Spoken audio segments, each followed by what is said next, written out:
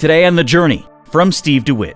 The strong are not to urge by word or example what the weak to do, what their conscience does not allow them to do. Don't do that. Have enough wisdom to realize that these are areas where there's struggle and there's tension, and the strong need to be strong enough to limit their freedom or be discreet in the expression of it so that they are not creating problems for the weak.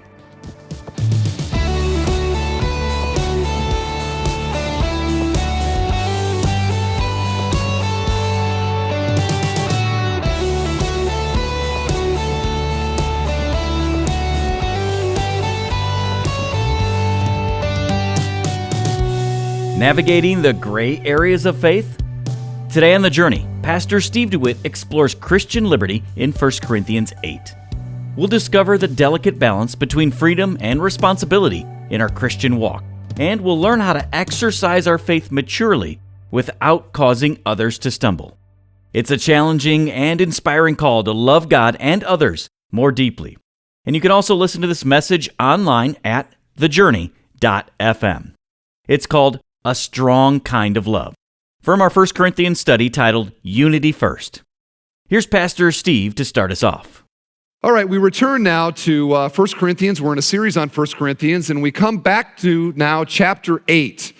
And chapter 8 deals with this whole area of Christian liberty. And if you're not familiar with what that term means, Christian liberty is speaking of those areas. They're sometimes called gray areas. They are personal lifestyle decisions that Christians make that God has not clearly said this is what Christians should do. Now, in saying that, I'm not at all saying that the Bible does not give us all that we need for life and godliness. It does. However, there are all kinds of things that come up in the world that we live in where Christians disagree as to whether or not this is something that a Christian should be involved in. In saying that, though, I want to make something else also clear, and that is if you're here and you're sort of new to Christianity or you're checking out Christianity, I don't want you to be confused at all in today's message. We are not concerned about this because we believe that living a certain way is what earns us salvation with God. The Bible makes it very clear that salvation is utterly by faith, that Christ has done it for us on the cross. And so our hope for salvation is entirely on what Christ did. His work is sufficient for salvation. So our concern is not to earn our salvation. Our concern as Christians is to show that we are saved, to live out in our life now the reality of being followers of Jesus Christ. I might contrast it to two different approaches to a child and his family. You would probably be horrified if you thought that your child thought that in order to be a part of your family, he or she had to earn his or her way in. And so he is or she is trying to live a certain way to earn the family name. Not at all the case. But if that same daughter or son wanted to live a particular way to bring honor to the family name, you would be proud of him, right? One is horrific because it's earning its way in. One is honorable because it is trying to display the reality of being a member of your family. We are God's children by faith. We are not God's children because we have earned our way in. Christ has earned it for us. Now, though, because we bear the name of Christ, we care about the way that we live, and we want to please God in everything that we do. Which leads then to these areas where we're not exactly sure what God's will is because he didn't specifically tell us. And so good Christians will sometimes come to different conclusions in these areas. And I think this is one of the hardest areas that there is to live out God's command to us that we love one another. I mean, that love one another, that's a tough one, isn't it? And the reason that it's hard to love one another is because, there's the book title that I've always liked by John Ortberg entitled, Everyone's Normal Until You Get to Know Them, right? It's easy to look out and say, oh, I love you. But if we were to go camping together, it would be a test, wouldn't it? Because now the reality of relationships creates this tension, and frankly, we don't agree on everything. You're not going to meet anybody that you agree with 100%. And probably, if you've been a Christian for any amount of time, you don't even agree with the you from a few years ago. We don't even agree with ourselves. So how are we ever going to, get along if we have to agree on everything to have relationships with one another? It's not going to happen. The Corinthians were having a little war in their church.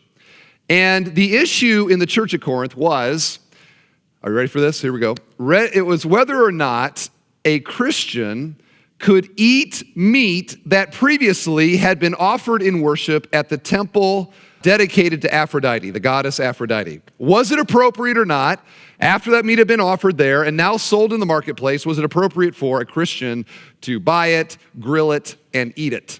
That was the big battle. We know today that this is not an issue in our culture right now. It's not an issue in our church. And this, I think, is part of the beauty of this, is that we can talk freely about eating idol meat and nobody's getting their dander up, and we can create a paradigm with idol meat that we can apply to the areas where we do actually have disagreement. So this will be helpful to us. Now, in the church at Corinth, there were people that said, an idol isn't anything, so meat offered to an idol is nothing, therefore I can eat it and it's no problem. So you had that group. There was another group that said, listen, I got saved out of worshiping idols, and the last thing that I want to do is to have anything to do with it at all. And so they said, I am not eating meat that's been offered to an idol. The other group said, let's grill it and let's eat it. Let's have a great time. And they were having this little war within the church. Now, this is a Christian liberty issue. This is what we're talking about. I want to make something else clear to you, and that is that when we talk about Christian liberty issues, we are not talking about areas of morality. We're not talking about areas that God has made clear what His will is, or the application of what He has said His will is.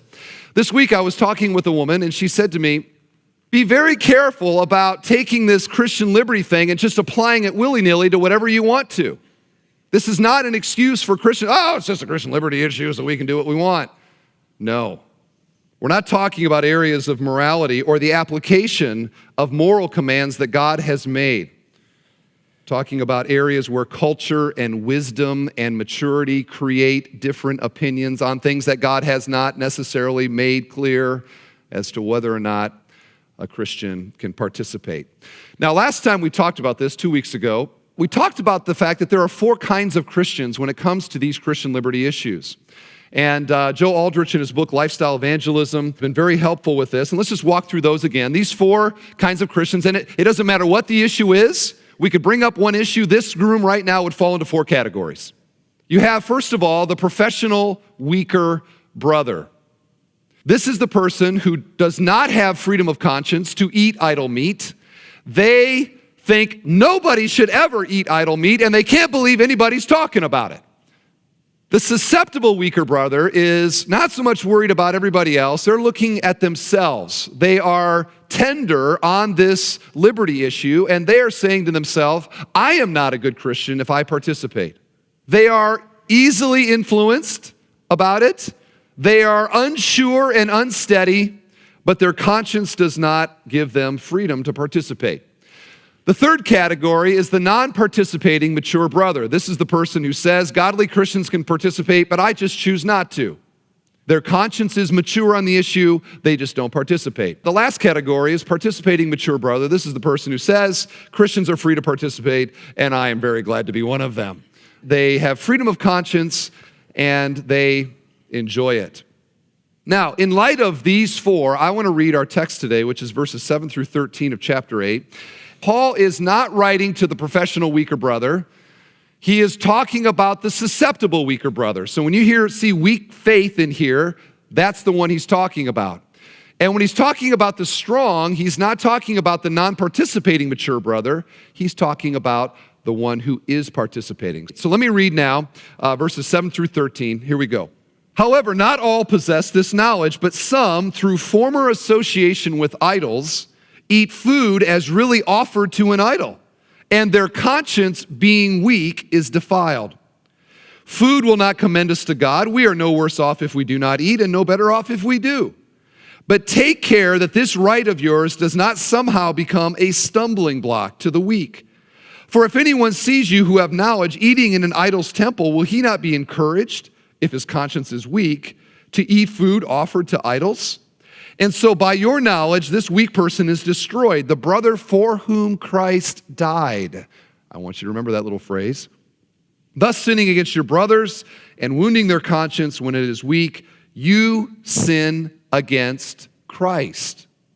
Therefore, if food makes my brother stumble, I will never eat meat, lest I make my brother stumble. So Paul here describes a scenario that's going on in the church at Corinth where you have the stronger conscienced brother or sister who is flaunting the fact that they are participating in the eating of the idol meat in front of the susceptible, weaker brother whose conscience feels tension now because it says, the conscience says this is wrong, but the stronger brother that they look up to and respect is freely participating in it. And they feel this compulsion to actually go ahead and to eat it because of the strong, in spite of the fact that their conscience says that it is wrong. And we talked about last time that we are not to violate our conscience. Romans 14 makes that clear. Even if our conscience isn't right, don't violate your conscience. And this is what Paul is describing here, is that the weaker brother who then goes ahead under the influence of the strong brother and violates his conscience. This is what he says in verse 7 is Paul means with defiled, and in verse 9, stumbling block, and verse 11, destroyed. There is a problem here. But the problem is not where we would expect Paul to be identifying it. Like if I was the Apostle Paul and was writing this, what I would get to this point and I would say, all right, all you weaker brother, you weak faith people, man up. Get over it. Go ahead and eat it, medium rare. Because it would seem that the problem here is the weak faith conscience person whose conscience isn't consistent with God's will on the matter. But that's not at all what Paul does. He does not address anything to the weak. His comments are for the strong. There are some things the strong are not to do. First of all, we see in verse 10 that the strong faith brother is not to brashly flaunt or live out their freedom in front of the weaker brother. Again, verse 10. For if anyone sees you who have knowledge eating in an idol's temple, will he not be encouraged if his conscience is weak to eat food offered to idols? In other words, your lifestyle now is being observed by the weaker brother, and it is compelling them to do what their conscience doesn't give them freedom to do. So the strong, rather than being discreet with their freedom, are just sort of living it out in an unloving way in front of their weaker brother. So I got thinking to myself about, like, how would this work in the church? Like, imagine we're at the church at Corinth, okay, and the service is done, and everyone's standing in the church foyer. And I imagine something like this going on. You have two groups of people. You have the strong faith people on one, a little group clustered together. You know how people do that in the commons? They sort of cluster together. Of course, you look out there, people cluster together, they're talking. So imagine that you got two little clusters of people. You have the strong faith cluster, and then you have the weak faith cluster. So the strong faith cluster, they're together, and the one guy said, "Oh, Frank, wasn't that great Friday night? Wasn't that, oh, I tell you, there is no steak like at that temple. Wow, was that good? Oh, was that ever a great, great steak? You and Lois going next Friday night? Because we'd love to join you. It'd be awesome." Okay, so they're having this little idol eating meat discussion over here, talking loudly, buoyant. Well, then you go to the other group, and now here's the weaker faith little cluster. And in the weaker faith cluster, you have the professional weaker brothers, and you also have some susceptible weaker brothers. Well, it's always the professional weaker brother who's talking. And he says, "Oh, look at them over there, reveling in their idol meat eating sin. Can you believe that? Look at them over there. The pastor needs to do something about this." Because that's the solution to all problems in the church, by the way, is that the pastor needs to do something about this. And that guy's wife is standing next to him, and she's got the same look in her eyes. She's like, They weren't raised right. And I'm here to tell you right now, our kids are not playing with their kids because There's no way to tell. They may have leftovers in the fridge, and for lunch they may feed some of that pagan idol meat to our little Jimmy, and that's just not going to be allowable. And so they're going on like this. Next to them is the susceptible weaker brothers. And this is who Paul is talking about. There they are, and they may be new Christians. They maybe not have been taught on the subject. Who knows why their conscience is the way that it is. But they feel a tension now because they hear this person in front of them very strongly condemning. But they look over and they see the stronger brother who secretly in their heart, they admire the stronger brother, see them as being godly and spiritual, and yet they're free to do it. And they feel this tension with what they should do. And the problem in this, beyond the judgmental spirit of the professional weaker brother, is that the strong, knowing that this is an area of struggle for others in the church, are flamboyantly flaunting the freedom that they have to eat idol meat. And this is what Paul is saying must not happen. They are not being discreet about it. They are being unloving in the way that they are just saying, this is what we do and you all deal with it. He goes on to say that the strong are not to urge by word or example what the weak to do, what their conscience does not allow them to do. Don't do that. Have enough wisdom to realize that these are areas where there's struggle and there's tension, and the strong need to be strong enough to limit their freedom or be discreet in the expression of it so that they are not creating problems for the weak. Now, in saying that, I want to avoid something, because you might listen to this and think somehow that strong, conscienced Christianity is the problem. That is not at all the case. In fact, we all should want to be the strong faith, strong conscienced Christians. We are not to admire that the weak conscienced person. We should all want to be strong conscienced, which means that our conscience is as close as we can be to what God's will is. Because Paul has said, God doesn't care about idol meat. He doesn't care. You're no more godly if you eat it and no more godly if you don't. So it doesn't matter to God, and therefore, if it doesn't matter to God, I would say it probably shouldn't matter to us, don't you think? In fact, a little side note, when I find myself caring a lot about something that God hadn't even talked about, I'm probably out of whack somehow. If God doesn't care about it, we probably shouldn't care about it. And I've always sort of thought that there's enough to care about in what he has said about what we need to do. I mean, that's like hard enough to not add on other things that God doesn't care about. Here's what happens. Weak faith Christianity or weak conscience Christianity gravitates towards legalism. Because in legalism, they not only are affirmed in their weak conscience, they are told they are more spiritual because of it.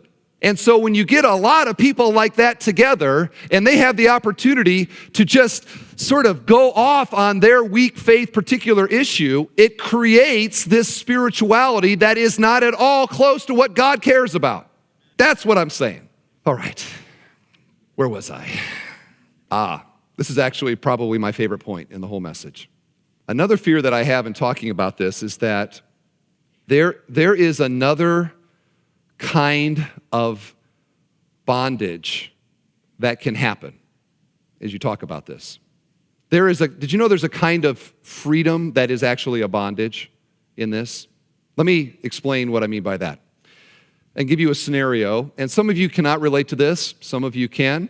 Maybe we could have an interesting discussion afterwards. But let's just talk about and this happens a lot, a scenario where you have a Christian home.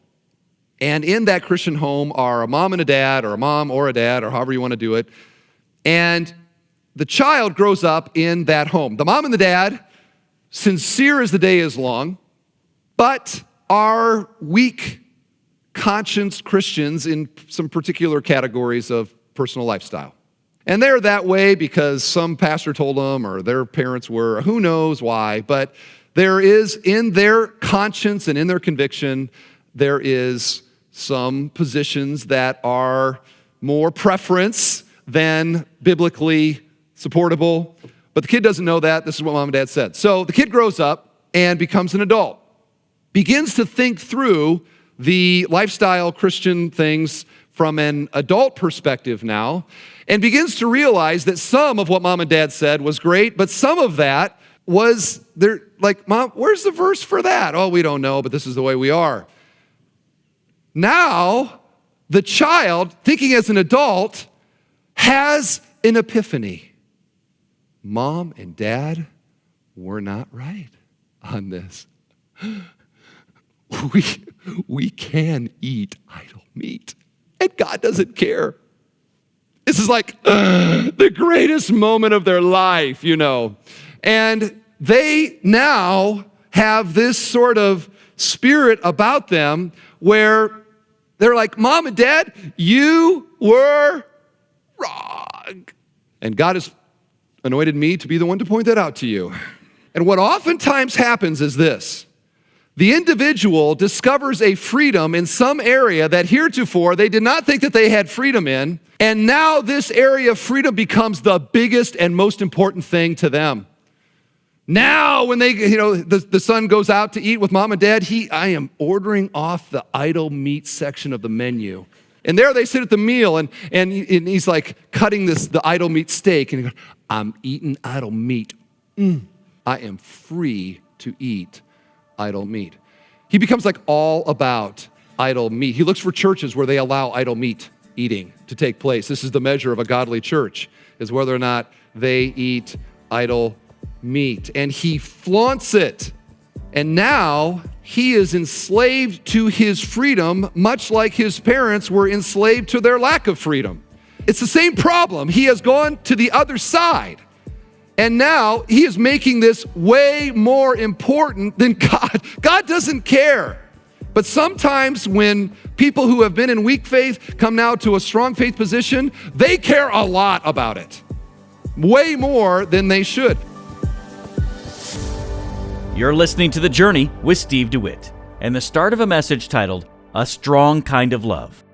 To access the complete message, visit thejourney.fm or subscribe to the Journey podcast. Well, we'd like to take a moment to extend our sincere thanks to our dedicated listeners and monthly donors who make the Journey possible. Your generosity enables us to share God's Word across the nation through radio and digital platforms. Every gift, big or small, helps ensure our clear biblical teaching continues to impact lives daily. Would you join our mission today? Your partnership can make a lasting difference in countless lives. Just call 844-7-JOURNEY. That's 844-756-8763. Or give online at thejourney.fm.